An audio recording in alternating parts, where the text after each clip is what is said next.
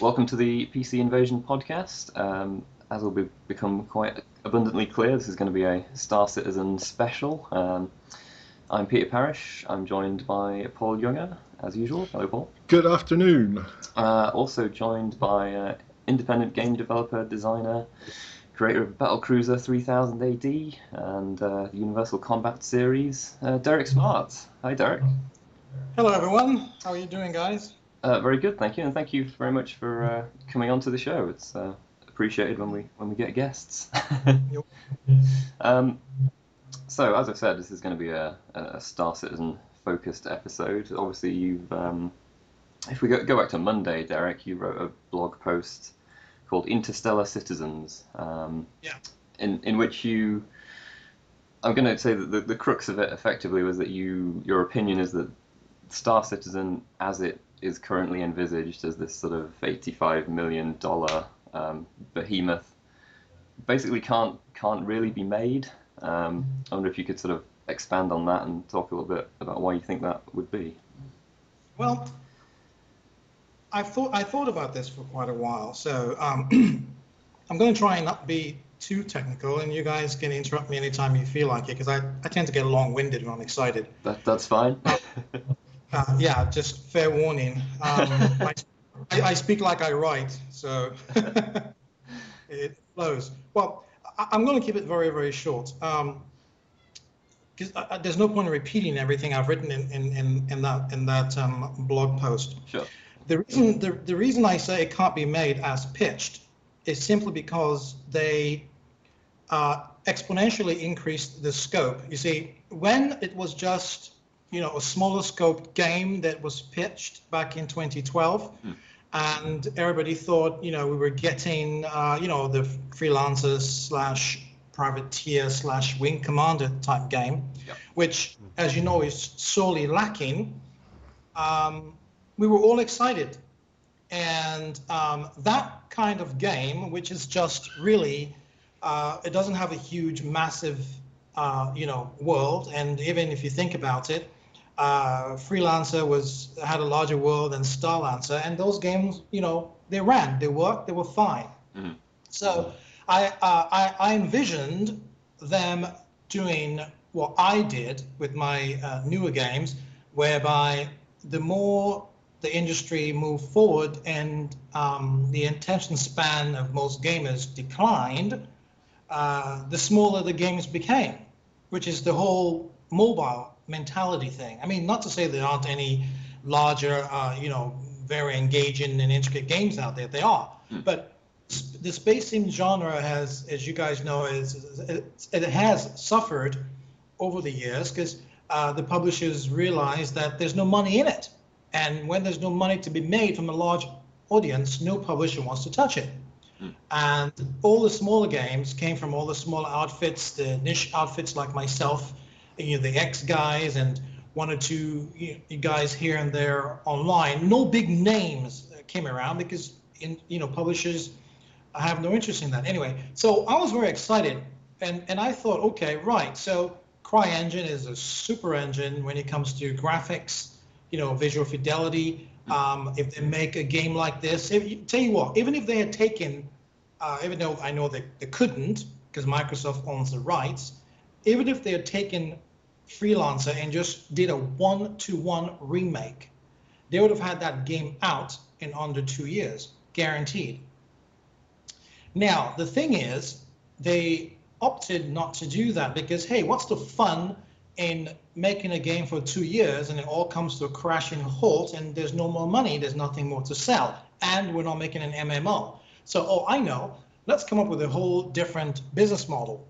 That's what scared me, because I envisioned this game like the smaller, more focused game that Chris had all the money, he could do all the control, all the power, he could do it the way he wanted it because he was a bit stifled after the whole EA or / Origin thing, and I'm a big fan of the guy. I'm going to be honest. I've always said that, it's nothing personal, but knowing that, I was on the ground floor of the whole freelancer / Microsoft debacle. I'm an industry vet. I know where all the skeletons are buried. I was a little bit worried, that that it might not happen, but I figured, with a lot of people, and after 20 years, we all learned something, that coming back to this, he would have learned, how to scale things back, do things in the bite-sized chunks, blah, blah, blah. And to be honest, that's what he did. So for me, that was it. And I thought, okay, I backed this on day one. In 2 years, I'm going to have a game. It's going to be fun. David's doing his Elite Dangerous, God bless his heart. And I was thinking, for all the selfish reasons, that there are two industry power. I mean, nobody gives a shit my games. A lot of people buy my games. I've gotten very rich from my games. I'm comfortable. I've never really wanted to go out there and have 15 users when I'm happy with the 5 that I've got. I'm a very content kind of guy. So I thought, okay, if these two bigwigs from the old boys club are back and they're going to deliver and invigorate the genre, all of a sudden I'm thinking, yeah, I'm back, baby, And I thought, great, this is beautiful, this is great. Space games are back, they're going to make all this money, all these publishers are going to eat crow, and they're going to think, hey, you know what? Because, it's a never-ending story. As soon as some genre takes off, somebody's going to copy it. So this was my vision. I really thought, I really danced, really, when I saw that. And I thought, okay, great. And you know what? They both announced it within months of each other, if you can imagine that happening. I mean, that was like lightning striking twice when you think about it, So that's how excited I was. And then I forgot about it because, let's put it this way. And somebody asked me on Twitter today, why haven't you said something in the past 2 years? And I thought, hang on, what do you mean? I'm a game developer. If somebody tells me I'm going to ship a game that looks like this in 2 years, after I stop laughing, right? The first thing that comes to mind is, benefit of the doubt. So as a software developer, I'm thinking, okay, 2 years, 2.5 years, maybe tops 3 years, okay? There's always that delay. There's always that risk of that happening. Sure, yeah. So I never said anything. I just let it coast. But what started happening, and it's been a progression of things, and the sad reality is everyone saw this. And the people who are out there writing all these articles about all this money and all this groundbreaking and Guinness Book of Records and, they're doing this, that, and the other. Nobody stopped to think and say, oi, hang on, what happened to the game from 2012? Nobody. Yeah, I mean, you make you make a good comparison with Elite Dangerous in, just there, and also in the piece that you wrote, where they asked for $1.5 million or 2 million or something like that, and basically got that, maybe a little more, and then the game came out in 2-3 years, and that was slightly delayed, and effectively was what they said it was going to be. It was an updated version of Elite, and though it was lacking a little bit in what you could do to begin with, they are addressing that, and it was similar. It's still similar to Elite. You could do similar things, mining and trading and all of that. So, but with that's exactly right. Yeah. Yeah. No, sorry. Go ahead. No, go ahead. Go ahead. I was just agreeing with you. Oh, with Star Citizen, do you think what do you think came first? Do you think it was that the people were willing to funnel so much money into it that they felt that they had to keep expanding, or do you think that they were actively driving that? Sort of. What do you think is the thing that was pushing this feature creep, if you like? I think, from my perspective, and bearing in mind I don't know all the internal details, I know some, sure, not all. It looks like, from all accounts, if you look at, I spent hours and hours going through all the dev videos, all the dev reports, all the logs, every single thing. I'm a very thorough guy. It comes out in my games. It comes out in my writings. I do not cut corners. So when I tell you I did extensive research before I wrote that piece, that's exactly what I did. I didn't just get up and just write 140 characters. I thought long and hard, and I have substantial evidence to back up everything I've said, and I know that I'm 100% right. What happened was this.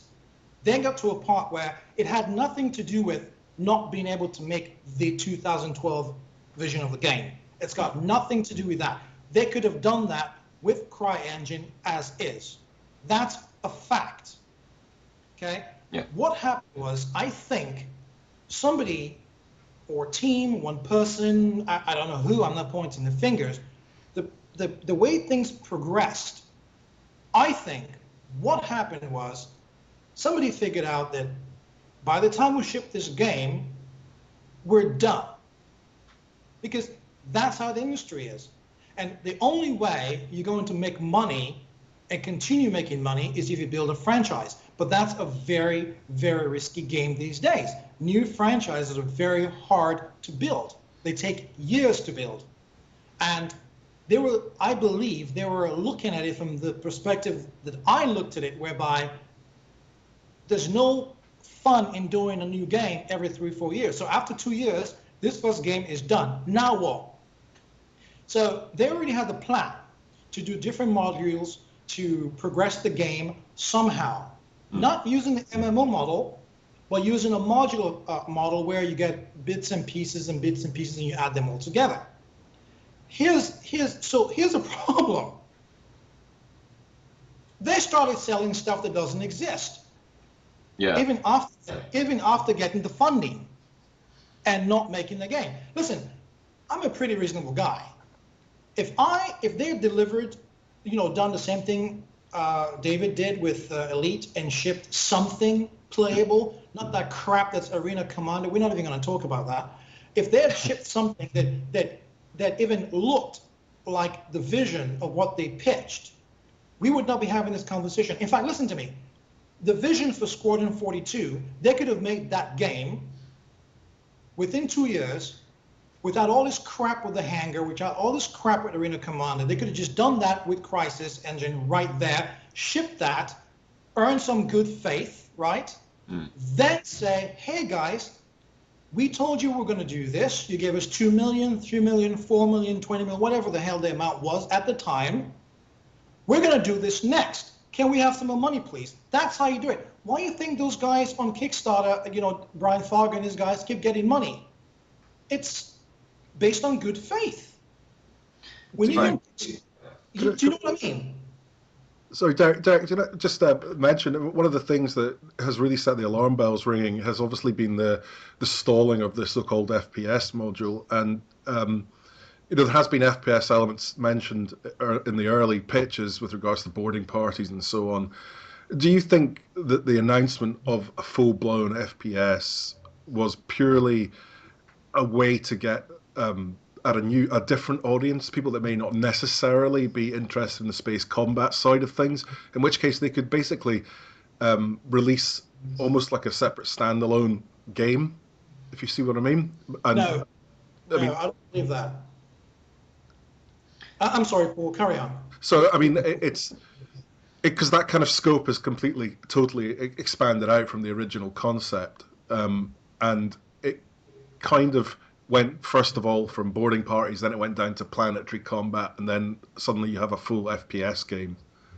So, I mean, my thoughts on it is, well, maybe that was something that they thought, well, if we do this, then we can actually sell more copies because we can get at that different audience. I think it's a blend of that and the fact that Chris always wanted to have this huge vision where you could do everything. And remember, the engine they chose is primarily an FPS engine. Yep. Let's think about this for a minute. No matter how many space combat fans you've got, I can tell you right now, there's no way in hell Chris would have gotten almost 1 million people to give him money to make a space combat game. No. I mean, I agree. I mean, I'm not a chance. Well, like you, I'm a backer, and obviously I backed this originally. One, because I loved Starlancer. I thought the guys at Warthog did a great job on it, and they kind of. I always thought it was odd. I mean, I went down to the Manchester studio when that was being made. To meet the team who were working on that. And I always thought when that was released, it was always a bit odd. It was never really pushed as a Warthog game. And I really enjoyed that. So for me, if they'd released, as you say, Squadron 42, and pushed that out and actually given people a taste of the game universe and what was to come, I think a lot of people would be a lot happier than they currently are at the moment. And I think pushing the FPS module ahead of the Squadron 42 module for a release, that mystifies me. Yeah, this is the thing. You see, what always puzzled me about that FPS module, to be perfectly honest, it wasn't even on my radar, and that's the God's honest truth. Yeah, same here. I couldn't care if it was there or not. Right. I never really looked at it as being part of the focus, because when you look through the forums and all the reports and all the chatter, nobody's sitting out there screaming about, hey, I'm going to have an FPS module. I mean, everyone's playing Call of Duty, for Christ's sakes. What they're screaming about is all the cohesive nature of the entire vision. The little things. I can have boarding parties. I can walk around in my ship. Oh, here's the hangar. If they can make the ship, if I can move around my own ship like I can this hangar, wow, that's cool. And things like that. So the FPS module really for me was just something, and maybe it's because I developed those kind of games. I don't know. For me, it was just something. It was just maybe to me something like, I don't know, add in a new weapon system on a battle cruise or something like that. Just something as an add-on, because it's not the main focus of the game. That was not the focus of the game that was pitched. People have forgotten this. It simply wasn't. So and the thing about it is, that I was saying earlier, is using the Crysis, the Crysis engine, CryEngine is primarily an FPS engine. So they had everything there to make an FPS. But here's the thing. From an engineering standpoint, okay, if you're making a module, like an FPS module, to add to something like a flight, or you add something like a flight dynamics or vehicle dynamics, let's put it this way. There's a big difference between doing an FPS module of Call of Duty caliber and doing a vehicle engine in the caliber of something like CSR. That's just insane, because you're talking about taking genres of full-blown games, high and huge fidelity, huge processing requirements, lumping them all into one game. So what they've ended up with really is not like my game or some other game that has FPS as another feature that you don't really spend too much time with it because it's not a first-person perspective game. Instead, the vision is we're going to make an entirely balls to the wall FPS game, and we're going to stick it in here. That should have been the very first red flag, which is why when I said they're not going to do that, and I started hearing about all the stuff that was going on there, over there, people coming and leaving and whatnot, and then I saw the announcement, something just went off in my head, and I just said, you know what? I knew it. Let me touch on something quickly. You asked me earlier. I apologize. I didn't address. Go ahead. Why I said it. And why I said it can't be done. It's precisely based on what I just said. It's very easy to take an FPS module, a space flight module, planetary flight module, vehicle module, weapons, items, blah blah blah. All the things I added in my article, right? It's easy to take all those things. We in programming speak we call them pared down to the basic functionality, so it works within the scope of the game, because the game is a much larger vision, okay? But when you get down to the fidelity and the requirements of something like taking Call of Duty, CSR, one of those high fidelity, aero combat games, pick one, anything from Digital Research will do, and you're going to blend all those into one game. I mean, who on earth, which producer sits down and thinks, this is really a good idea? It's technologically impossible with current day machines. It will never run. That's just a fact. Yeah, I mean, something you said earlier about Chris Roberts being someone who has like a grand vision. I mean, I've always thought that from the very first pitch of Star Citizen, where it was very much focused towards, this is going to be a PC-only thing. It's going to be at the sort of cutting edge of technology whenever whenever that release date comes, it's going to be ahead of that kind of thing. But and I think that's been driving some of the interest in the game, because a lot of PC gamers are obviously very into that. They like the sound of using their machine to the max, etc. But do you feel that's just kind of got away from him though? I mean, to the extent No. that now he can't even reach what he's hoping to aim for. Well, to be honest, again, no disrespect to Chris, it boils down to ambition. There's nothing wrong with ambition. Okay, Sure. I've been there. I've done that. I've fallen prey to the same thing. Okay, which is why 20 years later, I'm righteously pissed that somebody from back in the day comes back and makes the same mistakes. That's my concern. I'm not judging, don't get me wrong. I'm taking this from face value. And when you think about it, if they've put it on hold, right, for the indefinite future, that pretty much means it doesn't work within the current framework. There's no ifs, ands, or buts about it. That's a fact. Okay? Now, Arena Commander, there's a whole bunch of people who complain day in and day out about it. It's not as envisioned. In fact, that's not the game that was pitched. It's a fact. Okay? That's the second thing. Thirdly, let me ask you this. In June, this was another reason that I wrote the article. In June, when I saw the Frankfurt office's dev report, I was astonished. Okay? And that's God's honest truth. I was completely astonished. I mean, I live for this stuff. So, I read this thing, and I was reading it on my iPad. I actually got off the couch, went to my computer, so I have a larger screen monitor, so I didn't have to pinch and zoom and all this crap. And I read it, and I thought, oh my God, how is it 3 years in, now they have a 64-bit problem with the engine? This is the kind of thing, this is rudimentary stuff. It's not rocket science. If you're going to build a large world, you have to know your numbers. That's really the bottom line. This is like taking an aircraft pilot and giving him a helicopter. Yeah, I mean, that's pretty much what it is. They seem to keep. I think they seem to keep rewriting the netcode.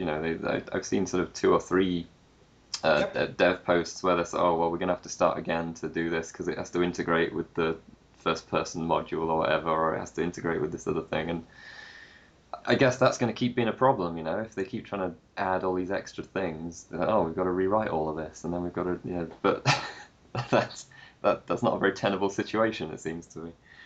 No, it's not. Which is the reason why I said, and I painstakingly explained this. I had another podcast and I told them the same thing, that the game as pitched now cannot be made. I'm going to repeat that. It simply cannot be made. They can sue me. They can do anything they want. I don't really care. It's my expert opinion that this game as pitched cannot be made. It's really that simple. Now, this podcast is going to prevail. It's going to be out there. They're going to share it. They're going to refer to it. I stand by everything I've said because I know this to be true. This is what I believe. I do not believe that this game as pitched, as designed, from everything they've written, everything they've said, I don't believe it can be made. And if they can make it, it would not be within the next 5 to 6 years. Do you think a lot of obviously since your blog post went up, there's a lot of people going, oh, it's just Derek Smart, don't listen to him. He's never released anything of any quality, or his games are always broken. And do you think that's why some of the more diehard fans are just not taking this seriously and just wanting to ignore the situation as it is? No, I've thought about that. Somebody else asked me the same thing. To be honest with you, I don't pay attention to that stuff because, I'm an old school gamer. I've seen both sides of dissent. I'm not new to online discourse. I don't pay attention to that because, listen, these are gamers. As long as you're not an antisocial misfit, I will encourage anything you have to say. I will encourage and support everything you think. The bottom line is this.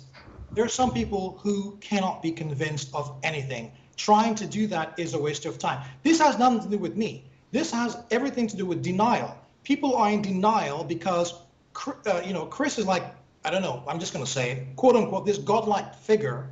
Okay. No, bearing in mind, most of these people don't even know who he is. Let's not even forget that, because most of them they're probably in diapers when he was. Actually, you just raised a point there, actually, Derek. One of the things that I've noticed is a lot of people don't know who you are, because they're not old farts like us. Hey now. Speak for yourself. That itself has also caused some confusion where younger gamers who may have backed this and may not have been around all this time, they don't know what your background is, and so they just immediately dismiss it because obviously people just think you're trying to troll the situation. I hate that word, but that's. I know. No, it's right. It's right. And you know what it is. The reason why I don't address those things, even on Reddit or anywhere, is because I understand where they're coming from. Okay. It's one of those things where I've come to grips with the fact that not a lot of people don't like me. But the fact of the matter is, for as long as I've been around, if that bothered me, I would not be here doing this. It comes with the territory. I believe that, good, bad, or ugly, I've earned the right to say what I feel, as long as it's respectful and I know what I'm talking about. I'm just a gamer. So if somebody says, hey, it's just Derek Smart, don't pay attention to him, you know what? To be honest with you, that makes me smile, because when I hear that, and knowing what I know, even though I'm not going to go back and say, oh, I told you so, if you check all my social media feeds, Twitter, Facebook, it's littered with all kinds of things that I said, this will happen, boom, it happens, no matter how long it takes. Because when I'm a programmer, I'm an AI programmer, when I think about things, I think about things from all different perspectives. So when people go online and say, oh, it's Derek Smart, don't pay attention to him, that stuff doesn't bother me, because I know for one person who thinks that, there are 10 who, whether they say anything or not, know otherwise. It's just like reviews, or like game reviews. You have 1 million people and only 500 bother to do a review. That's how it works. To be fair, also, I think actually I have seen some comments from people say, my God, I actually agree with Derek Smart on this issue. It's the first time I've agreed with him on anything.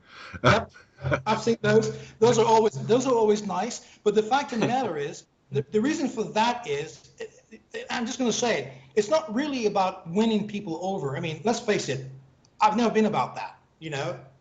There's no middle ground. You either like me or you hate me. I don't really care either way, because it allows me to be who I am without putting on airs or trying to be somebody because I want to appeal to a bunch of people. So if I see somebody saying, hey, you know what? As much as I disagree, he might have something here. What that tells me is very simple. It's not about winning them over. It's about the fact that I made them think about it. As long as you give people something to think about, which was the purpose of this article, trust me, no matter how dumb they are, no matter what cult they're part of, there's always something in people called common sense. And let me put it the other way. As I told one of the attorneys I was talking to yesterday, the other thing about it is this. Nobody wants to be on the wrong side of me when I'm right, because I will make a lot of noise about it. So even though they're seeing this and thinking this is just Derek Smart, and they're thinking in the back of their head, you know what? Wait, hang on a minute. Hang on. It might have something here. Nobody wants to be sitting 8 months down the road and reading my Twitter feed. Hey, guys, I told you so. Not what comes next. That's what most of these people who never like me to begin with, that's what they're hedging their bets against, that there's this off chance I might be right, because all the signs are there. You just can't ignore them. Yeah, let's go back and touch on the sort of denial aspect, because I mean this is something that we've mentioned before on our podcast. We talk about Star Citizen quite a lot, and we have a fairly cynical attitude towards it, I think. A lot of the forum posts and stuff from supporters, they talk about like belief and faith, and it is a bit kind of evangelical in some ways, and they kind of go all in for this next ship that costs $1,000 or something, which is then seemingly funding concept art and designs for the next ship, which they then buy again, which then... Peter, just say it. They're acting like they're a freaking cult. Yeah, to be fair, yeah. Let's just say it. Let's just say it. There's no point in beating around the bush or sugarcoating it. I'm going to say it. They're acting like a freaking cult, and it's not healthy. No. And the problem is when you have a lot of people who are so loud and so forceful and so commanding, the problem is all the other people who could rise up and say, hang on a minute, they get scared. Nobody wants to get attacked, right? They get scared, they get pushed down, they just have a sit and wait attitude, and all the alpha males and females rise to the top and control the narrative. It happens and that's how a cult mind works. Not that they're a cult, I'm not calling them a cult, I'm saying they're acting like a cult, because that's pretty much what because nothing makes sense. When you tell somebody, why are you paying $2,500 for a virtual item you could never own? Right. They will have flames coming out of their nose trying to justify it. What do you think their motivation for using this model for funding is? I mean, do you think it's almost like, well, look, hey, we can get away with it, so let's do it? Because people have invested now, individuals, I think it was $92 or something. Yep. I don't know if you worked that out, Derek. I did, yeah. Yeah, per head, you were saying that people have invested large amounts of money, so they're kind of like all in, and there's kind of no way out. Well, you see, that number is actually an average, not a median. So you have people who've spent up to $15,000, $20,000 on this game, if you can believe that. I have emails from 6 of them because, we're compiling all this stuff to send off to the FTC. And I'm getting all these reports, and I'm asking for proof, I'm asking for receipts, I'm asking for screenshots. I mean, I've got a lot of stuff. There are people with $16,000 in this game. I wouldn't have believed it until I saw it with my own eyes. So that $92 is when you average the 900 or more people, who've pooled into this. But I mean, let's put it this way. People buy special editions for $150, right? And they end up being shit, so they don't really care. So if you think everybody paid $92, that's okay. But the fact of the matter is, even those who only pledged $19 from the first pledge back on Kickstarter, even those people have the same mindset that this is the second coming of the Holy Christ. It will succeed. It makes no sense at all. I mean, let's talk a little bit then about the FTC, what you're doing with the Federal Trade Commission. Because they have a department that deals with crowdfunding cases, I believe now, and I think they've prosecuted one, like a board game developer who it was pretty cut and dried. I think he just kind of took the money and didn't deliver the board game. So you say you've spoken to attorneys and you've been collecting information and things from people. So where are you hoping to take this? What's going to happen with this? Well, for the record, I can't. I mean, there's no litigation going on, so it's not an issue of me saying, hey, I can't talk about that because of litigation, blah, blah, blah. Right. So I can tell you right now that what's happening is this. A bunch of people got together. Were you guys part of the missive I wrote yesterday on my private Facebook? Oh, yeah, I read that. Yeah, I think I passed it on to Peter as well. Yeah. Right. Yeah. So as I mentioned in there, there's a group of people, a pretty large group of people, who energized. I mean, this has been brewing for a while, right? But when nobody knows what avenue to take, what to do, all you can do is sit and wait for someone else to do it, right? And it's like this festering wound, okay? So when my article hit, as I mentioned earlier, a bunch of people, it made people think, and all of a sudden they figure, oh, hang on, I know what I can do. I can sit here and be abused and, insulted, attacked, because I'm complaining about something I paid for that I don't have, right? Or I can try and get my money back. Well, they can't get their money back, for one, because if you've read, we were going through the whole terms of service with the attorneys yesterday. I mean, we've taken it apart. Okay, that's the first thing that's going to get destroyed. So I can tell you that right now. It's going to be completely obliterated. Okay, there's no way if this ever goes to court that terms of service will survive. And you can quote me on that. It'll get completely destroyed. So with that TOS, people don't realize that there's a way. Well, they all figure, well, I've paid $2,500,000 or whatever the heck the amount is. This is not coming out. This is not what I pitched for. I want my money back, kind of thing. How do I do that? Nobody knows how to do it. All right. So you just sit and wait. It's like an investor. It's like being a VC investor where you put money in something. It keeps going and going and going. They haven't turned a profit. You've got no choice but to sit down because nobody else wants to buy your shares. You stop with them, right? So now they saw my article. I showed them, the links and whatnot. Next thing I know, I'm getting all these emails. I mean, I have a special folder. I just filter them out now, okay? And then I get, emails and a call from a bunch of people. So I said, look, here's the thing. It doesn't make any sense for you guys to just run off and do all this, because it's going to do two things, okay? One, it's going to distract them from making the game, which in itself, I realize that. But when you think about it, with this kind of money and this organization structure, they should have somebody who gets to babysit all that. It's the price of doing business, okay? If you get sued, if you get a customer service problem, if you get a QA problem, you have different divisions and different people to deal with them, right? So it's not like all of a sudden they're going to have to put all the developers on hold while they deal with some legal issue. It doesn't work that way. But I realize that it will cause them to have to whatever if they're Chris and his crew are sitting there trying to figure out how to sell the next virtual ship, they're going to spend that time fielding questions from the FTC or the IRS. That's fine. I don't really care. What I care about is that it's a double-edged sword.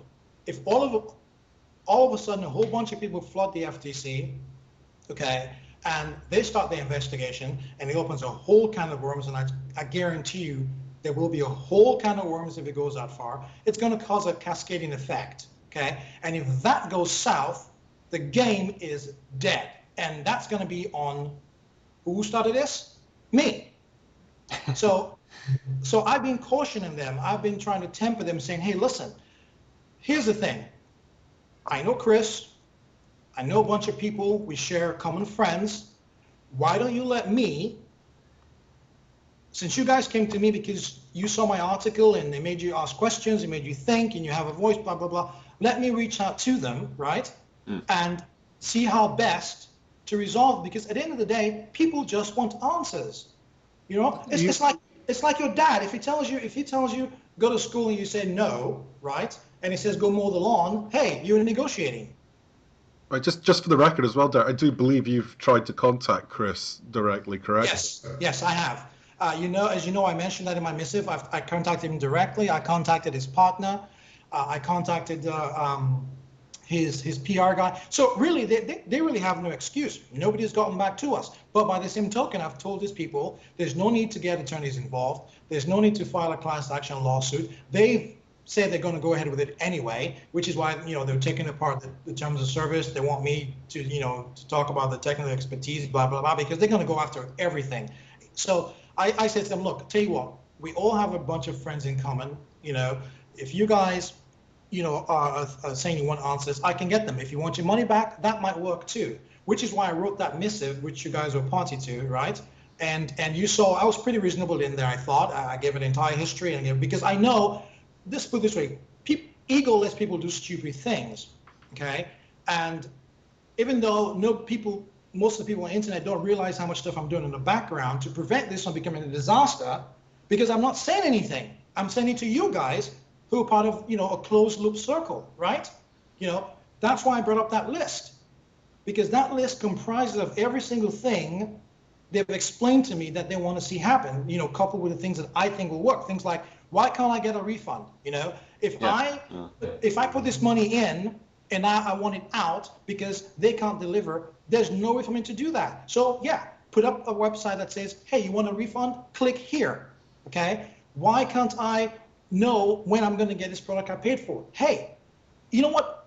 If you go online right now and go to their website, there is so much information that even people who know about this game don't have a freaking clue what it's about. That's just the truth. The attorney said to me, we're all gamers. We have a hard time understanding it because it is so convoluted. People don't know what they have, what they don't have, when they will have it, or what form it will take. That's not good when you've taken $85 million. Yeah, let's talk a bit about the sort of transparency aspect. They're very sort of gung-ho about how the whole development process is all transparent, and that kind of speaks to the fact that there's shed loads of information on their site. But then when it comes to things like you trying to contact Chris Roberts, or for example, the other day, it seems that the executive producer, Alex Mayberry, left. They're not transparent about that at all. You have to do quite a bit of digging to find out when when certain employees have left the company, which is quite a contrast to when he arrived, and there was a whole press release and celebratory fanfare that this guy was on board, you know. Yeah, the thing about that is I can't, I don't want to, touch too much on that, but all I can say is somebody posted something really stupid on Reddit. He was saying, well, they're not going to announce the arrival and departure of every employee. I'm like, excuse me, I don't even know if this is a PG-11 show, but let me just say it. No, Are you fucking kidding me? I mean, do you know what an executive producer does? Let me tell you what he does. He's like the god of all things. The buck stops there. That's how it works. So when you talk about somebody like Alex, right? If Alex was hired for that specific role, Alex controls everything. But here's the thing with control. You're just as effective as the guy who hired you wants you to be. If Chris hires Alex or whoever to do a job, and Chris thinks it's a different direction, what he says goes. That's Alex's boss. That's how it works. So when you see an executive producer leaving and it's not on quote unquote nobody says do a fanfare, but for God's sake, you would think for an $85 million project with a top-notch, guy who people will be breaking down his door to hire him leaves, you wouldn't be forced. You guys know it's a fact. My article forced them to acknowledge it publicly. Nobody else knew. Yeah. Because I did my homework. Apparently nobody knows how to use LinkedIn. So when you see something like that happening, it's not just about being transparency. The thing is, listen, I'm an investor. I have quite a few businesses. I have quite a few investments, okay?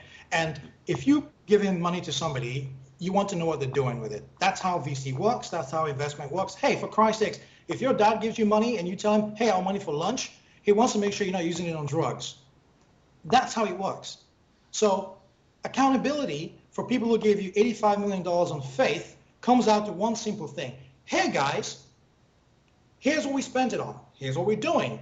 It's blah, blah, blah. It's not just about this flood of videos. You know how much time it takes to make these videos? I mean, we compiled a list of all the videos, all the seminars, every single, and we're sitting there thinking, do these people who put this money in have any idea that $250,000 tops to make stuff like this could have gone into the game?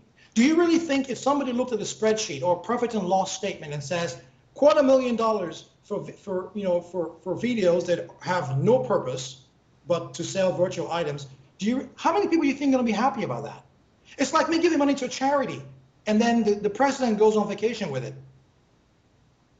I mean, I'm not saying that's what he did. I'm not saying that's what he did. But I'm giving an example of accountability. The accountability here is not technical expertise.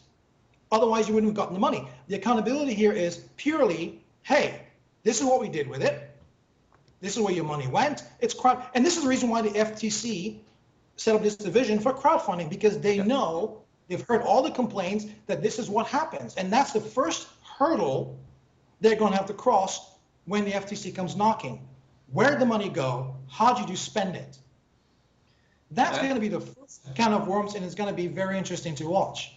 Can I ask you, Derek, have you spoken to people who have been working on Star Citizen? I mean, I know you kind of refer to sources in various things that you've written, but have you talked to people who are working there, who have worked there? If you can say. Yeah, I have spoken to a few of them. As I said, there's no legal thing that's stopping me. Nobody's suing me. Nobody's threatening me. I mean, it'll be foolish to do that, but I welcome it. I mean, so there's really nothing for me to hide. But what I'm not going to do is I'm not going to put my sources at risk, and risk their, whether their NDAs or their exit, agreements or whatever they've got going there. But I've been around for a very long time. I know most of these people in this industry.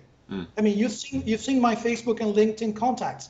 It's not that people you rub shoulders with. I mean, you don't get to go to barbecues with somebody or rub shoulders at a bar at E3 to quote unquote know them, right? Right. I have history. I have many, many years of history with lots and lots of people I've never been in the same room with. So, I mean, I know you don't want to name sources or anything, which is fine, but as an overall Yeah. consensus of the sort of atmosphere and what might be going on there, I mean, what are your thoughts on that? Well, when somebody asks me that in public, I mean, I always point them to the Glassdoor.com reviews, and I say, start there, start there. I'm not going to talk about anything happening at somebody else's studio. It's not my place. I'm just not going to do that. I'm an engineer, and I'm a business owner. I wouldn't want someone doing it to me. That's my perspective. So, all I can say is every business has people who like working there, people who don't like working there, people who just want to get a paycheck and because they have families, and people who have all the option to walk away. And when you have that kind of option, there comes a time when you exercise it. Human nature is, even when you're working with somebody, it's a fight or flee type thing. If somebody finds something better, listen. When people leave company A to go work for company B for less benefits and less money, think about why that would happen. So I mean, I'm sure the people who are working there, they're passionate. I mean, I never badmouth my industry friends. It's something I never do. It's poor form. I'm old school like that. I don't really care who says anything about me. If you're in industry, there's the line I will not cross. I will politely comment. You guys have seen me do it.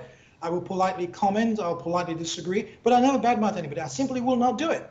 Because it's a very small industry, as big as it is, and you never know when you're going to run into these people. And these are the people who, whether they like you or not, become your longtime allies. And at this stage in my life right now, I have absolutely no interest in jeopardizing that. So all I can say is this: people who are there, engineers, they all are doing a fabulous job because everybody has a job to do. Nobody's going to go there to get a paycheck, twiddle their thumbs, put their foot up, and watch cat videos and go home. No. These people are hardworking people.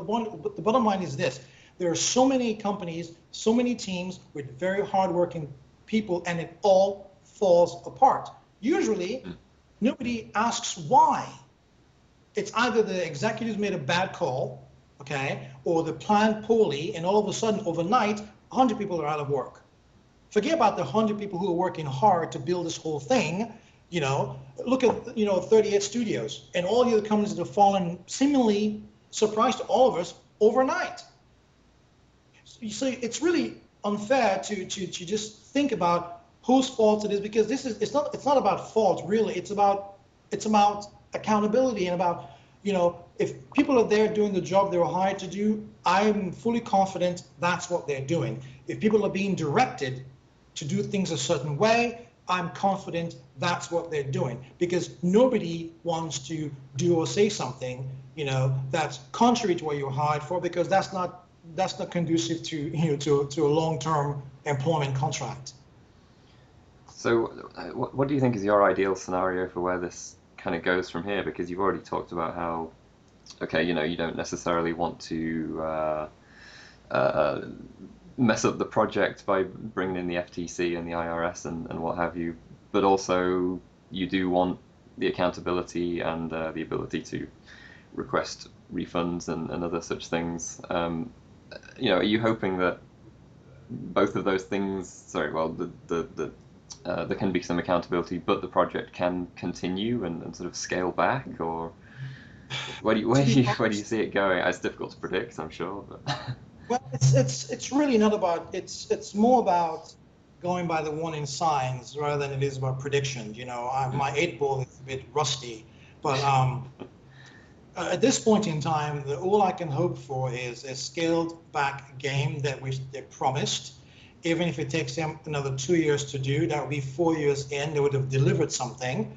But unfortunately, if you spend 4 years and deliver less than what you promised, that in itself, as you both know, you guys have been around a long time, it's a disaster all by itself. Yeah. Yeah. But here's the thing, though. I mean, I believe that, aside from the accountability thing, I believe that if they scale back, come out clean, I don't care about all this grandstanding that Chris does. I mean, he's very good at it. Listen, I start watching his stuff, I just fast forward. to the next interesting part. Because when you look at all these videos, they all say the same damn thing, but they don't say anything.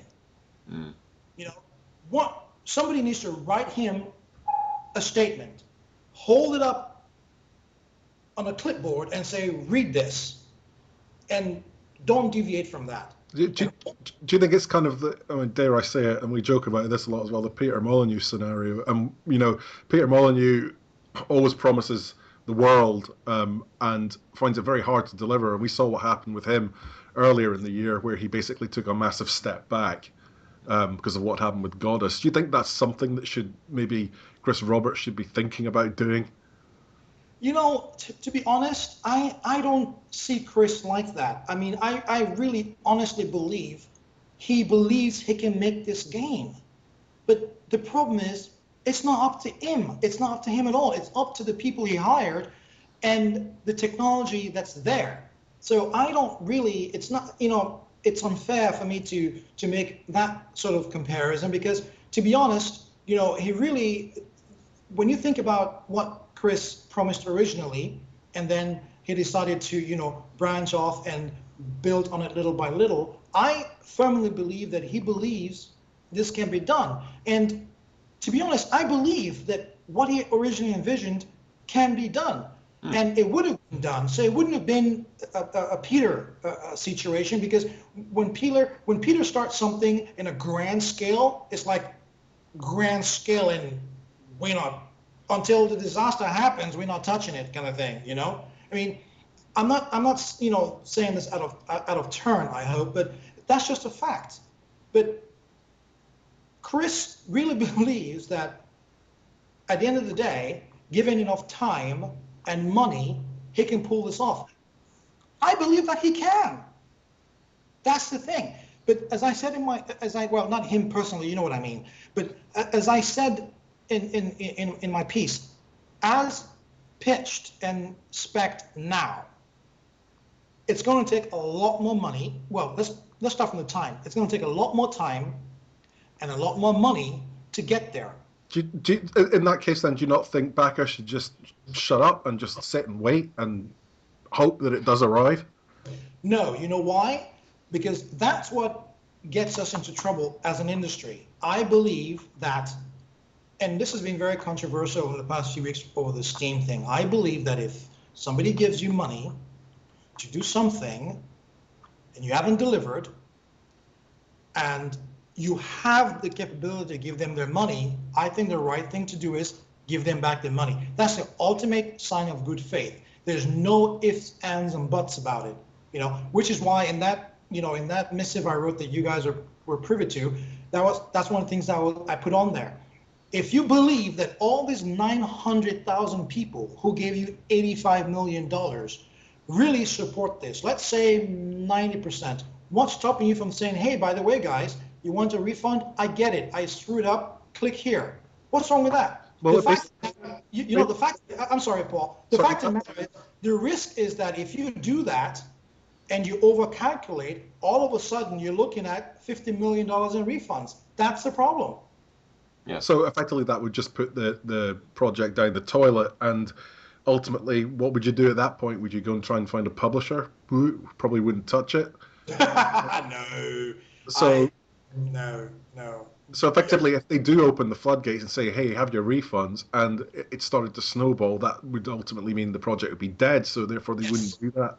That is correct. That's exactly why they wouldn't do that. The project will die. I can guarantee it.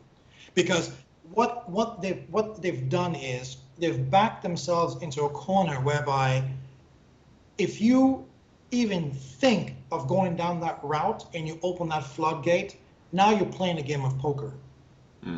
Poker is a very brutal game. You might think you have the best hand until somebody shows their hand. If they make that mistake out of ego or let's put it this way, they're not going to do that. There's nobody on this planet who takes money and is happy to give it back unless you're Steam. It just doesn't happen. And the thing is, one thing people are forgetting, and I'm going to touch on this very, very quickly. One thing people are forgetting is that what you've done is you've bought into futures. You've bought into a future project. So it's money in the bank. Yeah. Okay? And you've got nothing to show for it. It's not like you bought a car, right, or a piece of machinery, and you can take it back and get a refund because you have tangible goods. There's no such thing, which is why the terms of service is very, very disturbing, and people aren't looking at it, which is what is very surprising to me. I was on the phone with the attorney. He said to me, did these people not read this? I'm like, yeah, man, I didn't write it. I'll pass. And the thing is, if they did that and said, hey, we're going to give you a refund, the whole thing will collapse because there'll be no money. Well, The thing is, the way I'm sorry, go ahead, Peter. I Go was ahead. saying this the whole crowdfunding thing is very trust based. Like Yes. I backed Pillars of Eternity by Obsidian. They're a renowned RPG company. I trust them to put out a good RPG, and they did. But as soon as you start to lose that trust, as soon as you start to think, oh, maybe this company can't actually do what they're going to say, Exactly. it starts to really Exactly. Well, crumble. for me, Star Citizen really is an investment in Chris Roberts. It's nothing more than that. That's what people have the faith in. That's correct. I agree with that statement. And I'll admit that when I backed it, it actually wasn't because it was Chris Roberts. It's because I actually enjoyed Starlancer, and I really Yeah. enjoyed that. Not so much Freelancer, but Starlancer. I thought it was a great space shooter at the time. But obviously, then when he brought on Aaron Roberts into the fold as well after the crowdfunding had been done, well, that was a good sign for Squadron 42, and let's say I'd be happy with that. But as it stands, most people have invested this into Chris Roberts and what his vision is. My like you say, I do believe he thinks he can make it, and Hmm. the thing is he being delusional? No, I really don't think so. He's a really smart guy. I don't believe he's delusional. I really believe he thinks he can do this. That's the thing. People don't seem to understand that. We're all visionaries. We're all, engineers. We're all really smart people. And sometimes you can believe something, you can see something, you can feel like you can touch it and taste it. It's just out of reach. And somebody on the outside looking in will never understand that. But if they share your vision, like I said, once you reach that point where you can sell ice to Eskimos, Mm. you've won. And that's basically it. So can I ask you then, Derek? I mean, and this is how I feel about it. As far as the virtual ship sales and so on are concerned, I actually would like to see that stop. I think the resources need to be put into this game to get it done. We've got to stop wasting time, you know, thinking up these great concept ships and everything like that, and just get on with the job. I mean, is that how you feel about it? Yeah, that's one of the things. That's one of the bullet points I mentioned in my proposal to them that you guys all saw. Mm. That even if they don't do the refunds, right? If they say, okay, we understand there's some confusion here, we understand blah blah blah. We've got your $85 million. Here's what we're going to do. We're going to stop all funding. You're going to get this, that, and the other. We're going to be, Chris is going to he makes a statement saying, hey, by the way, Derek Smart wrote some crap, and don't listen to that guy, blah blah blah. I mean, he does that, I'll sue him. So he probably he wouldn't do that because he knows better than that. But the point I'm making is, the point I'm making is, if he just comes clean, not clean in the sense that he's been dishonest. As you guys saw, I've been very clear about that. I do not believe he's been dishonest. I don't believe there's any fraud going on. I don't believe there's a Ponzi scheme or pyramid. All these Yeah. buzzwords people keep bouncing around, and you guys are aware of this. I've repeated myself on this because it's very hard for things to get lost in translation, right? I don't believe there's anything like that going on. Mm. Whether it is or it isn't, to be honest, I don't care. That's up to the FTC and the IRS and all those people. That's not my thing. Okay? What I believe they should do is, as I said, get PR, write something nice, tell Chris he doesn't get his dinner unless he repeats it verbatim and not deviate. Things like, hey, I understand what's going on. I agree that, the scope of the game has changed. I don't want to hear, I agree the scope has changed, but I think if you're reading or watching my other thing, you'd have noticed that I did say that. I don't have time for that bullshit. I want to hear, hey, listen, I asked for this. I was going to give it to you. At this time, I failed. Here's why I'm going to fix it. Mm. And I'm going to fix it by giving you what you want. And what I understand you want is you want accountability, you want a chance to get a refund, you want a chance to know when you're going to get what you paid for, and you want me to step on all this, selling all this crap. I guarantee you, here's what's going to happen. I know they're going to do something. I mean, I hear things. I know they're going to do something. And you know what's funny? When things start happening, assuming somebody doesn't pull out a gun and shoots themselves in the head by suing me, which I can tell you right now will just kill everything. I mean, I can 100% guarantee it. Okay. Assume somebody doesn't do something foolish like that. I'll tell you right now, once they start seeing changes, nobody's going to know I had anything to do with it, because I don't care about taking credit. I just want the fucking game finished. You know, and the only way they're going to finish that is by winning back some good faith. We do it all the time. It's here in America, we call it eating crow. It's like going back and saying, I screwed up. I'm not making any excuses. It's like a whole I thing. You're like, hey, I suck. I lied. I overestimated. I don't care how it's worded. It has to be worded to show that you're genuinely being honest, understanding, and holding yourself accountable. And you can do that only if you feel that your terms of service is going to hold up. And I can tell you right now, it's not. So there's a very good chance he's not going to do that. Because if he does that, whoever wants to sue him, he just give them an easy way to do it. So I don't believe they're going to do that.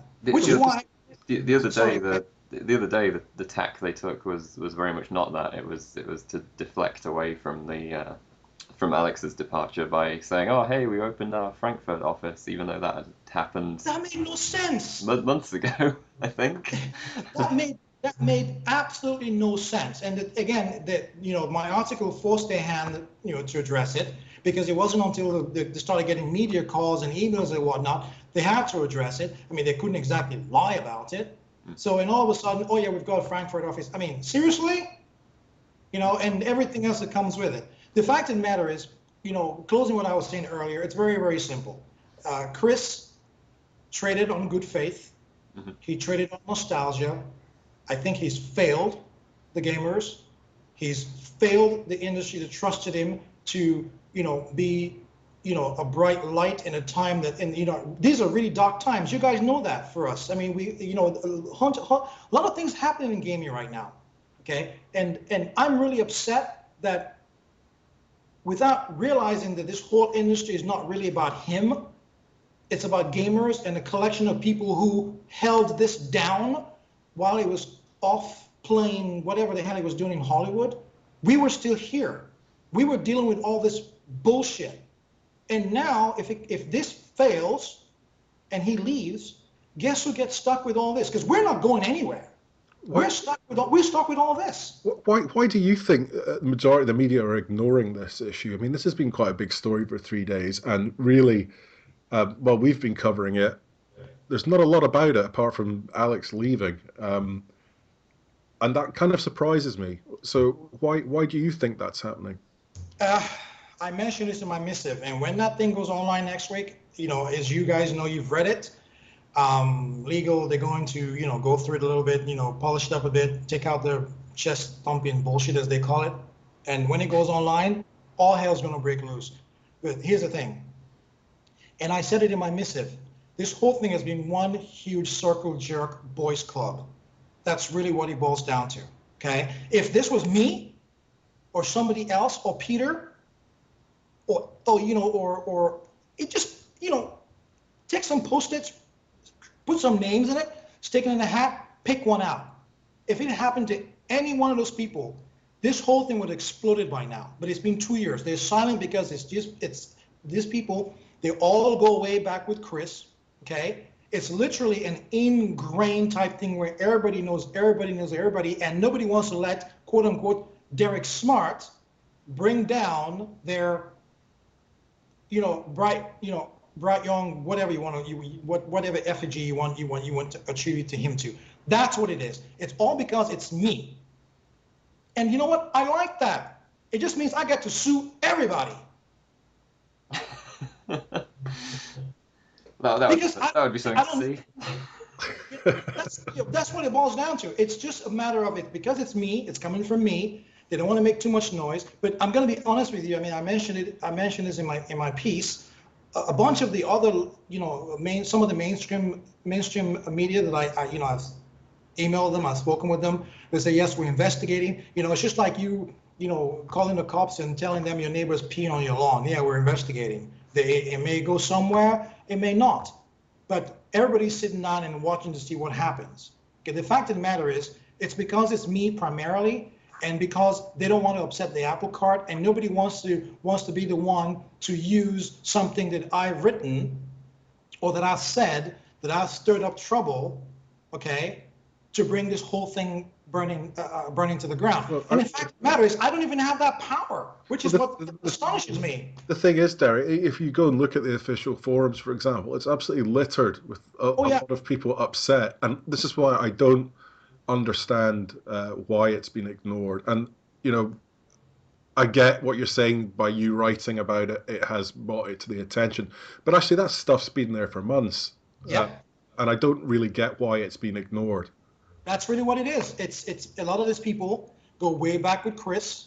It's a whole usual industry politics, and they already hate me. So really, I mean, might as well just go for broke. It's all about accountability.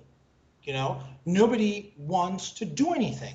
Nobody wants to say anything. Nobody wants to upset the apple cart. They get all this, all this avid. Well, again, I'm not accusing anybody of doing anything wrong. I'm just saying when you think about it, it's a cohesive type of relationship where, let's put it this way. Ask yourself this. Why was it so easy for all of them to gang up on Peter, or what's the other fellow's name? Dragon's Age. Help me out here. Tim, why is it easy that, when something happens, there's a million different articles. It's like clockwork. But for as long as this has been going on, nobody has said anything. And even now, when I took upon myself at great risk, to attacks, that's always fun, and threats and all these things, and people are talking about it, all of a sudden, they're quote unquote, we're thinking about it. I mean, it's just the media. It's just through and through. I mean, again, it may be true. They may be investigating. It may not be true. But let's face it. Until my article hit and put a whole bunch of things in there that would make people think, when you go to the website and look at all the things that's going on, nobody really has a fucking clue what's going on with the game anyway. So I can't really blame them. I mean, think about it. But the fact of the matter is, again, this 8 months late it's not a big deal, right? I have a more mundane explanation for why there isn't much coverage, which is that it is very, with all of these games and in the games industry, it's incredibly hard to do investigative reporting because it's incredibly difficult to get anything out of companies because they can get away with basically not telling you things until it builds up enough kind of steam and enough pressure for the point that they actually have to reply. So rather than the media being close to Chris Roberts, which I don't personally subscribe to, I would say it's probably more that it's just they've tried to get some answers, they've tried to get some information out, they've been blanked, they've been silenced, and then they've just kind of given up. But Peter, let me ask you something. When did that ever stop them before? It never stopped them before. I mean, the media is littered with conjecture-laden bullshit. I mean, it's never stopped them from writing. But the bottom line is, I think people, even with liability insurance, right? I mean, you can. This is the media. Nobody's going to sue the media. I mean, it's like, people. It's just in this past few years, people are really dumb enough to do it. But the fact of the matter is, nothing's stopping them from, looking at the facts. And the facts are very clear. They've got $85 million. They haven't delivered a game. It's 8 months late. It doesn't look like it's getting done. What do you need? Do you need to invite Vox Media or Polygon or Verge or somebody and say, hey, look at our books, or look at it? No, none of that's going to happen, because that will just open a huge can of worms. So, which is why I subscribe to the fact that use what is already out there. Build something around it. Once the momentum builds up, they're forced to address it. Simple thing, Alex Mayberry. Mm-hmm. My article made them address it, didn't it? So there's a whole bunch of things. And if are they going to wait until the FTC or the IRS or whoever the hell is involved? Are they going to wait till that comes to a head before they do a press release? You remember, most of the stuff the press writes comes from internal leaks.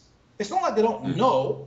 You know, it's not like they're going to wait for somebody to write a press release saying, "Oh, by the way, we screwed up." That's not how it works. Okay? I mean, there have It's been, not. let's be honest, there have been certain articles already published, like Wired, for example, wrote a pretty lengthy piece along these lines. So it hasn't been completely ignored. Yeah, it's just that the thing about it is, as I mentioned in my piece, and I mean, listen. As I told my friends before I posted it, I'd say, you know what, this is braced for impact time. But the thing is, I'm used to it. There's really nothing, absolutely nothing that anybody could say or do to me that hasn't been done or said before that's going to faze me one bit. So when I started this, I know that I was going to open up myself to attacks.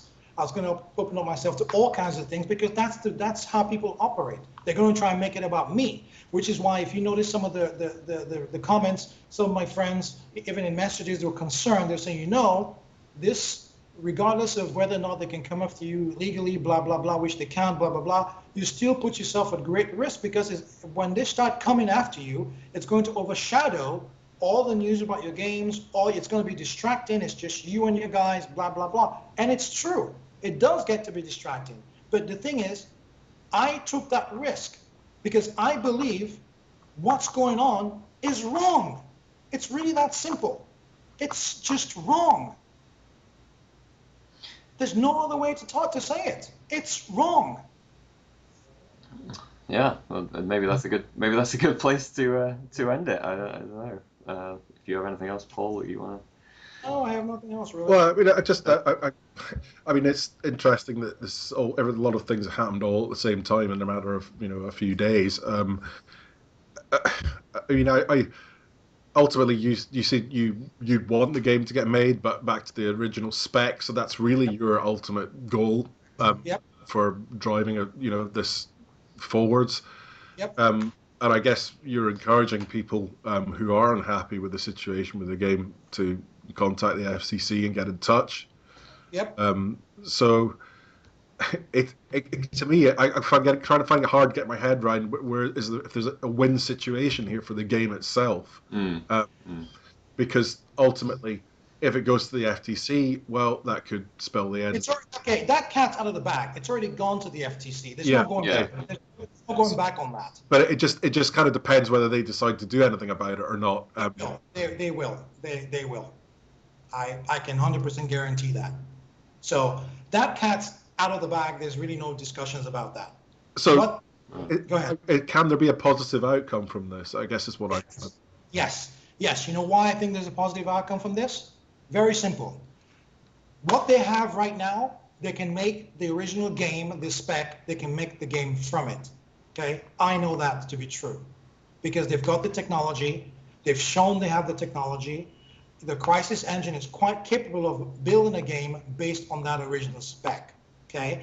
If they come clean and say, you know what, and this happens all the time, you know what, we screwed up. If they can come back and say, hey, we messed up, we're going to go rewrite the entire network code, why can't they come back and say, hey, you know what, we're going to go back to the drawing board. We've got this, and this. We're going to focus on doing the original game respect. Okay? We're not going to sell any more items. Okay? We've got enough money to do this the way it is. And then they deliver on that. That's a lot of good faith. Even if some people come back and ask for refunds, right?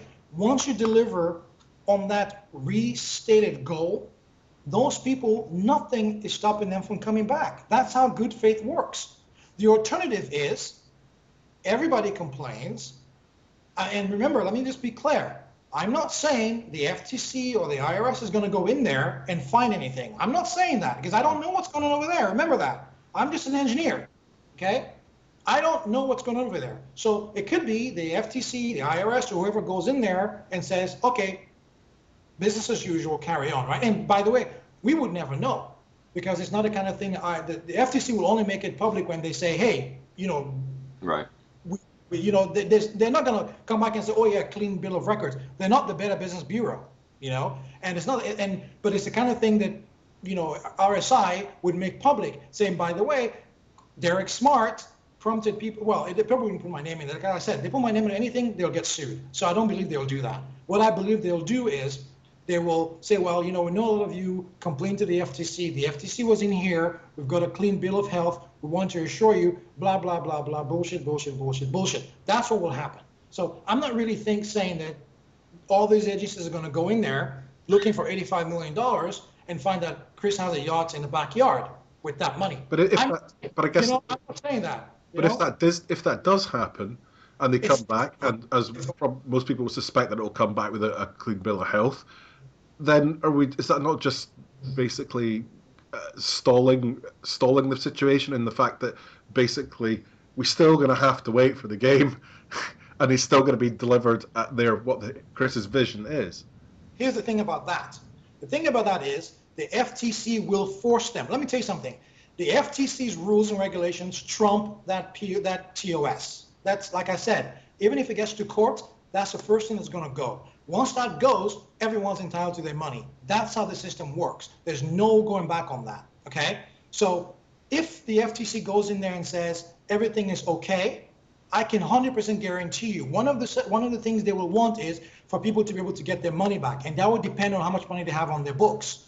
That is the kind of thing that will happen. That's the whole point of this whole, trying to figure out where crowdfunded money is going. That's what the SEC does on the security side. You know what I mean? So even if the FTC goes in there and finds a clean bill of health, they're not just going to come out there and give some corporation a clean bill of health, knowing fully well there's a very good chance that somewhere at the FTC there's a piece of paper that gives them a clean bill of health, and then 2 years down the road that company folds.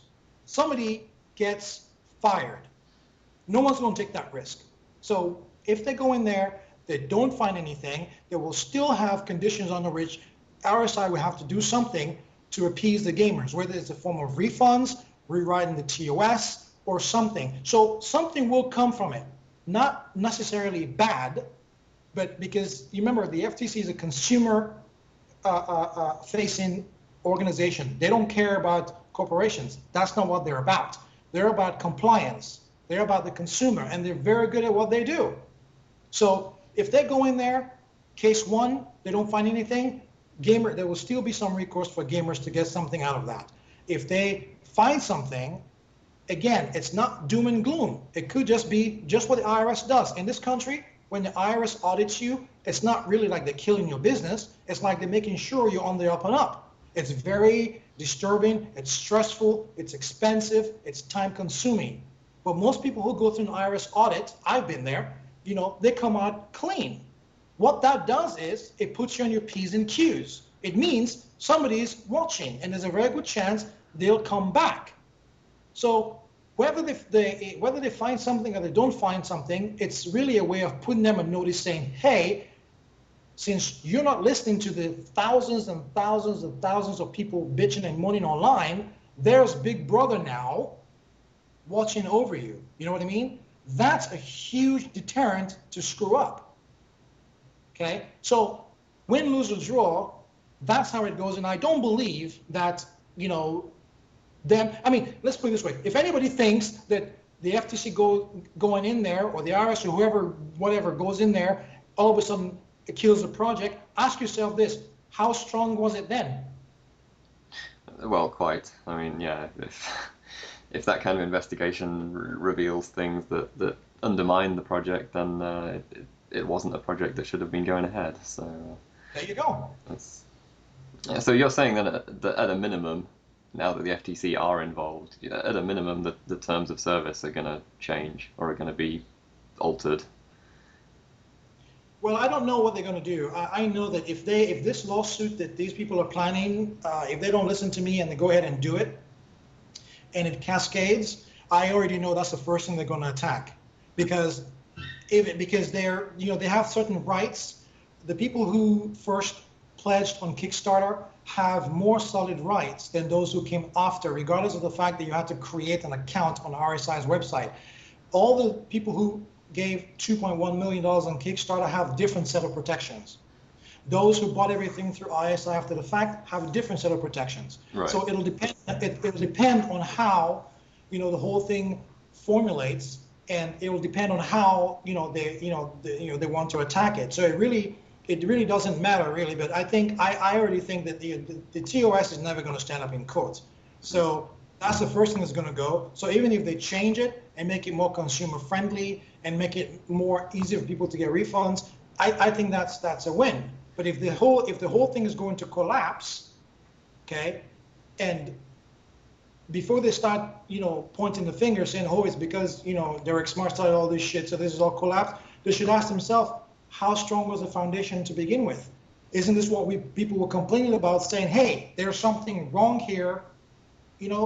People, and the thing is, people are going to be in denial. The same way they're in denial right now, they're going to be in denial, somewhere down the road. I just believe that there's a way for them to make it work. The question is whether they're willing to go down that road is entirely up to them. And I believe people now getting the FTC involved, getting the lawsuits involved, whether the lawsuits prevail or they get thrown out is really irrelevant. It's all part of showing that this pie in the sky bullshit really has to stop. That's really all it does. Nobody really cares if anything prevails. That's how lawsuits work. Nobody cares if you win or lose, because most of them get settled anyway. What they want to do is give me back what I gave you, or else. That's how these things work. So I'm hoping they don't follow through with it, but I mean, I don't have any control over them. They said they're going to, file a lawsuit, ask for class action status. They're going to do the change.org petition. I'm telling them, you know what? It's a double-edged sword. Same thing you guys and some of those in my feed have said, it's a double-edged sword. Do we want to do this? Do we want to go down this road? Everyone's going to lose their money, blah, blah, blah. But hey, it just can't continue this way. There's really no way forward unless something changes. And I'm not responsible for that because I'm not suing anybody. I only pledged $250. I don't really care. I care about what the damage that's going to be done. This is not about, I told you guys already, I have a lot of selfish reasons why I don't want this to fail, and they have nothing to do with my $250. I just don't want this genre and this industry to go through another black eye, because I've worked a half a lifetime, you guys know, in this very same genre. I haven't switched, and I would hate to see get a black eye of this magnitude. That's really what I fear for. I mean, video game related class action lawsuits don't have a great history of success either. I would say. Yeah, they do not. But here's the thing: they were never crowdfunded. True. I mean, I'm thinking about the Aliens Colonial Marines one, which of course was just a regular retail and digital release. That was internal, and we already knew. If you look at my feed, you see we already knew they're going to settle it anyway. But that's a whole different ball game, because this is not just three parties getting together over beers and say, okay, fine, I'll punch you one, you punch me one, and I got a black eye, I'll give you a torn lip. Where do we sign? That's not this thing, That's not what we hear. We have a lot of people. We have 900,000 people trying to figure out what happened. Well, okay, let's say we have a good portion of 900,000 people trying to figure out where $85 million went and why they don't have a game for $2 million that they were promised. That's what it's going to come down to. It's all going to boil down on two things: the Kickstarter and the virtual goods. Those are going to be the two defining factors. All right. Well, thank you very much for being on the show, Derek. Giving us interesting perspective on Star Citizen and where that may all be going. I mean, it's going to be very interesting to watch over the next few days and few weeks. Thank you very much for listening, people. We'll be back again next week with another PC Invasion podcast. Goodbye. Bye, guys. Have a good night. Bye.